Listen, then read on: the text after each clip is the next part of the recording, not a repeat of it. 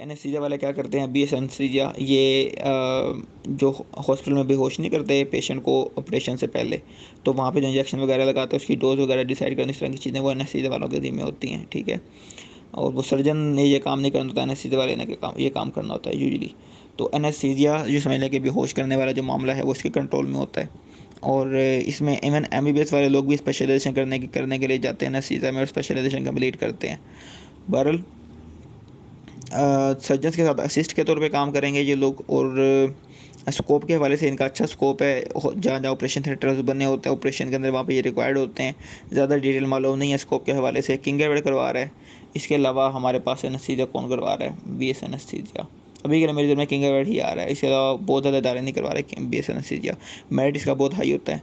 वैसे मेरिट तो cardiac perfusion का भी हाई होता है, लेकिन वो बच्चे बस अप्लाई कर देते हैं, ये सोचते हो कि एडमिशन ले लेते हैं, इसका हाई है तो इसमें डिमांड बहुत ज़्यादा होगी, लेकिन ऐसा नहीं है। एनेस्थीसिया का बरल मेरिट इसका हाई होता है किंग एडवर्ड में।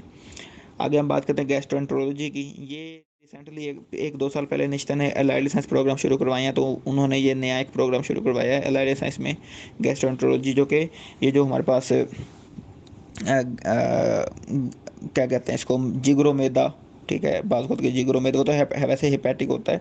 बहरहाल गैस्ट्रोलॉजी जो हमारा स्टमक है, गैस्ट्रो डिजीज़ होती हैं, मैदे की डिजीज़ होती हैं, तो उसके अंदर रोल प्ले करते हैं अपना डॉक्टर्स के साथ, जो स्पेशलिस्ट डॉक्टर्स होते हैं उनके साथ इन लोगों ने काम करना होता है। इनके साथ में सर्जरीज भी होती हैं गैस्ट्रो की, और गैस्ट्रो के डॉक्टर्स जो काम करते हैं सारे ये काम करते हैं। क्योंकि ये फील्ड मुतारफ़ अभी रिसेंटली 2 साल पहले मुतारफ़ हुआ है, तो ज़्यादा डिटेल बता नहीं सकता ये क्या काम करते हैं, क्या इनके स्कोप है, क्या जॉब्स हैं, क्या इस तरह की चीज़ें, क्योंकि पहले पाकिस्तान में होता ही नहीं था समझने, या होता होगा तो मतलब मैंने पूरे पंजाब में कोई इदारा नहीं देखा जो ये करवाता हो। सिर्फ 2 साल पहले निश्चित ने शुरू करवाया, तो उन्होंने गैस्ट्रोएंटरोलॉजी शुरू करवाया, तो निश्चित में इसकी एडमिशन होता है, 10 सीटें होती हैं ओवरऑल। आगे बात करूँगा स्पीच एंड लैंग्वेज थेरेपी की।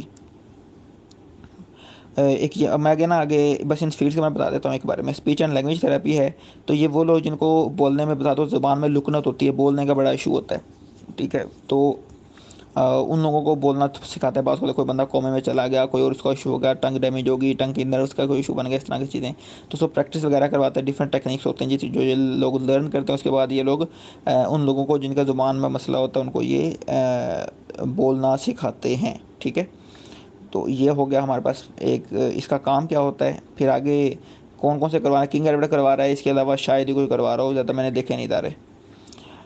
ऑक्यूपेशनल और इसके बाद स्कोप के वाले से इसका स्कोप अच्छा है। मैंने उनसे जिनसे मैंने पूछा था अभी, ये जिस इदारे में हमारा विजिट हुआ था उसके वाले से बता रहा हूँ, तो उनसे उनसे मैंने इसका भी पूछा था स्पीच एंड लैंग्वेज थेरेपी को। उन्होंने कहा था कि इसका अच्छा स्कोप है। बाकी ये लोग अपना खुद का अलग से भी यानी कि क्लिनिक वगैरह बना सकते हैं, ताकि जिन लोगों को ज़ुबान लैंग्वेज स्पीच ज़ुबान में या बोलने का इसका मसला हो, तो वो लोग वहाँ पर अपना ट्रीटमेंट वगैरह करवा सके। लेकिन ज़ाहिर सी बात है, अब लिमिटेड नंबर ऑफ़ लोग होते हैं जिनको बोलने का मसला होता है या ज़िंदगी का भी मसला हो, तो उस हवाले से यूँ नहीं कह सकते कि जनाब अली हर जगह इसकी रिक्वायरमेंट होगी। आप किसी छोटे सिटी में किसी गांव में जाके बनाएंगे क्लिनिक, तो ज़ाहिर सी बात है नहीं चल सकता, वहाँ पे इतनी रिक्वायरमेंट नहीं होती, ना इतना लोग पे कर सकते हैं। बड़े बड़े सिटीज़ में ऑलरेडी भी क्लिनिक वगैरह बने होंगे, और यानी कि इतना ज़्यादा स्कोप नहीं हो सकता क्योंकि नंबर ऑफ़ पेशेंट्स कम होते हैं।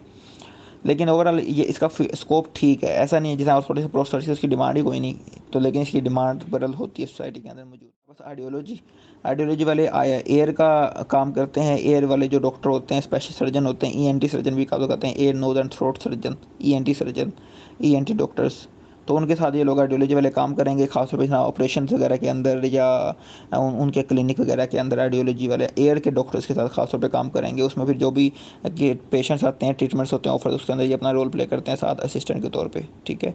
और स्कोप के वजह से इसका अच्छा स्कोप है। ज़्यादा डिटेल मुझे कंफर्म नहीं है इसकी, ज़्यादा इदारे करवाते भी नहीं, किंग गड़बड़ ही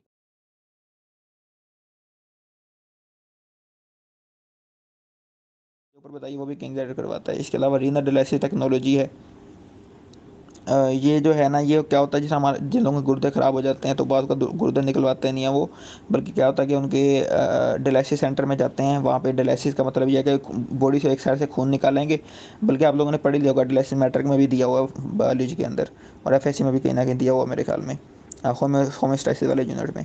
तो डेंटल रीनल डायलिसिस टेक्नोलॉजी में क्या होता है कि वो एक साइड से ब्लड आएगा, उसके अंदर से वो वेस्ट मटेरियल को निकाल लेंगे और ब्लड साफ करके बॉडी में वापस भेज देंगे। इस तरह से उसके किडनी वाला रोल प्ले होता है। तो लोग फिर कंटिन्यूसली हर कुछ दिनों बाद आके अपना रीनल डायलिसिस सेंटर के अंदर इलाज करवाते रहते, तो वहाँ पे रीनल डायलिसिस वाले लोग चाहिए होते हैं।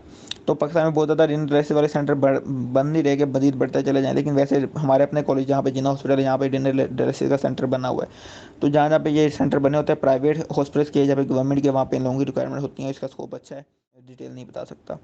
न्यूरो इलेक्ट्रोफिजियोलॉजी, ये भी एक डिग्री है बीएस की, जो कि एक इंटरवेट करवा रहा है। और इसके अंदर भी क्या है कि ये लोग काम क्या करेंगे, न्यूरो, तो आपको ऑलरेडी आइडिया है, न्यूरो सर्जन होता है, न्यूरो फिजिशियन होता है, उनके साथ ये अपना काम करेंगे। उसमें भी डिफरेंट तरह के टेस्ट होते हैं। न्यूरो एक बड़ी यानी कि डेप्थ से गहराई है इन चीज़ों के अंदर, जैसा ईसीजी होता है हमारे पास, या और टेस्ट होते हैं ब्रेन के, तो उससे इनका रोल प्ले हो, उनके अंदर रोल प्ले करते हैं। क्योंकि जाहिर सी बात है अलाइड साइंसेज हैं, तो अलाइड साइंस के अंदर अब जाहिर सी बात है जहाँ जहाँ पे डॉक्टर्स को अपने साथ असिस्टेंट चाहिए होता है, उस तरह से ये फील्ड बने हुए हैं। जो लोग ये फील्ड में एडमिशन लेते हैं वो उस तरह का नॉलेज लेंगे। उस तरह का नॉलेज लेने के बाद डॉक्टर के साथ जाके उस तरह का काम करेंगे, अपनी सर्विसेज वगैरह देंगे। तो ये फील्ड थे। इसमें एक और फील्ड है सर्जिकल टेक्नोलॉजी। ये लोग ऐसे हैं जो कि सर्जरी, यानी कि जहाँ जहाँ पे सर्जरी हो रही होती है, सर्जन्स के साथ इन लोगों ने काम करना होता है। जिस तरह सर्जरी से पहले, शुरू में, एनेस्थीसिया देने के बाद, बाद में बात